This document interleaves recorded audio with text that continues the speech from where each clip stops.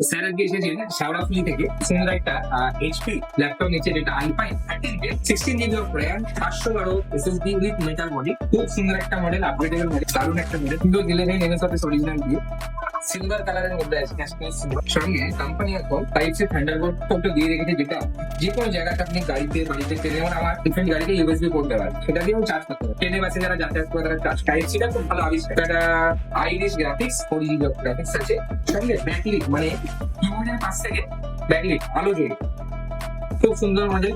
অ্যান্টিগ্লার IPS display আছে, 4K অবধি support. কেমন লাগছে ল্যাপটপটা? মধ্যমগ্রাম স্টেশনে নামবেন, নেমেই দেখতে পাবেন ইভিলিন কম্পিউটার্সের বড় শোরুম।